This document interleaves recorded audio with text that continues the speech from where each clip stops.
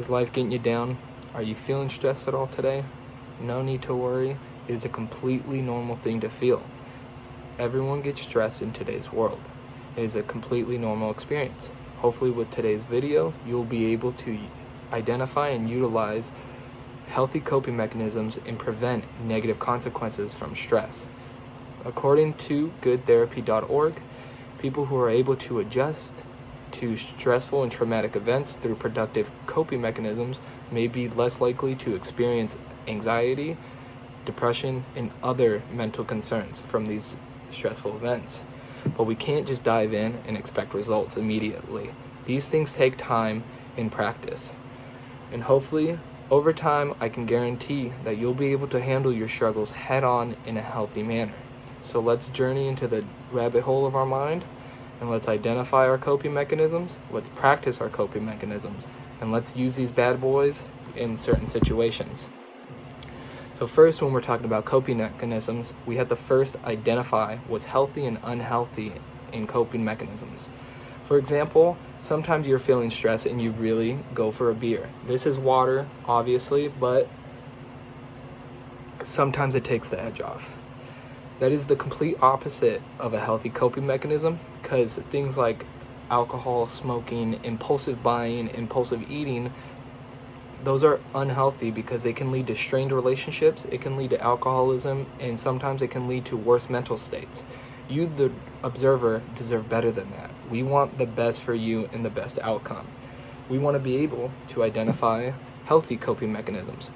We have some healthy coping mechanisms such as, squishing an object, maybe hugging a loved one. This is a pillow, but let's pretend. I need a hug, we're gonna go for a hug. And sometimes box breathing is a good healthy coping mechanism.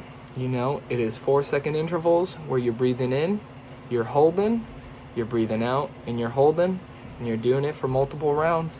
But it slows down your heart rate and it improves your emotional state. And once we're able to identify what our coping mechanism is, we'll be able to practice it. So when we're practicing it, I want you to be able to add it to a daily routine. Maybe this is something out of your norm, but think of it as brushing your teeth. Maybe sometimes, like me, I have a schedule, and schedules are also a healthy coping mechanism. Sometimes you just need to add it in. You're like, hey, after breakfast, let's add a coping mechanism for the day, and we'll practice it once a day. And once you feel more comfortable practicing it, then you can move on to 2 a days, and the more you feel comfortable, the better. And that lastly leads us off to utilizing our coping mechanisms in certain situations. So we can't predict when life is going to come at us. Stress is going to happen, and it's something that it's best if we're prepared for.